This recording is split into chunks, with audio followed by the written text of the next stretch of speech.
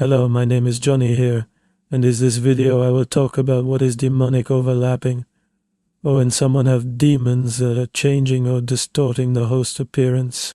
But you have to know that demonic overlapping exists, but also real demonic entities exist too in this world. This life, because of the days of Noah, are here but partially hidden from us, but in some cases people can see them with the naked eyes. And the difference between the two cases are that when someone is presenting constant shape-shifting is a real demonic entity living among us, hiding until the right moment when God removes his hand from the world.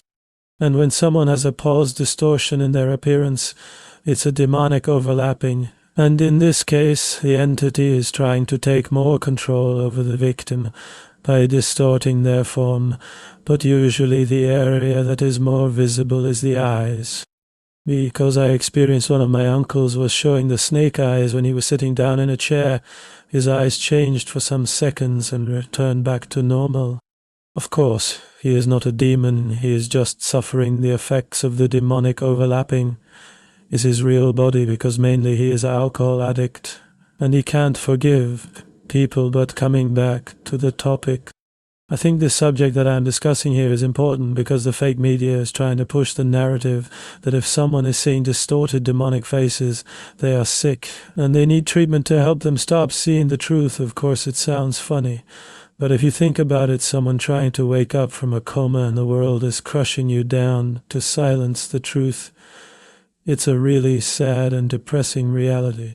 Depressing reality, man. I'm doing this work here as a testament for someone that experienced the same things, and even worse, and need confirmation that they are not crazy, and you don't need to commit suicide to overcome it.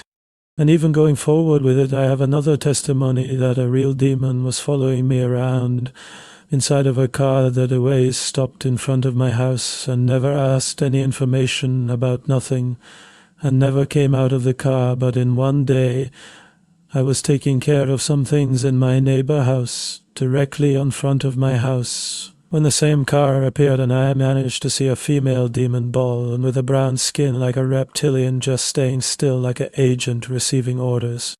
When I am saying again, this video, this work here that I am making, is for the other silent warriors that are suffering in silence around the world, receiving unexplainable physical pain coming from nowhere and spiritual attacks when you are trying to sleep.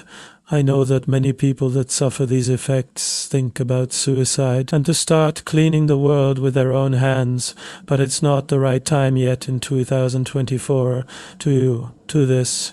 Because God didn't take his hand out of this world, and with this, the veil of ignorance will finally lose its effect, and the world will start to make war against them, the demonic races that are taking advantage of us, especially the children and the women.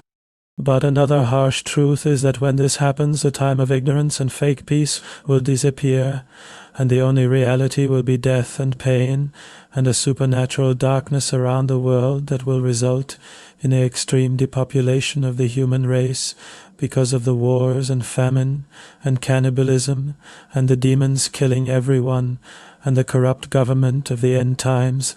That's why in the Bible it says that man will be as rare as the gold of Ophir, and the number of women will be far greater than of man because of the hatred that Lucifer feels against the masculine image of God, that is Adam, the real highest entity of this world.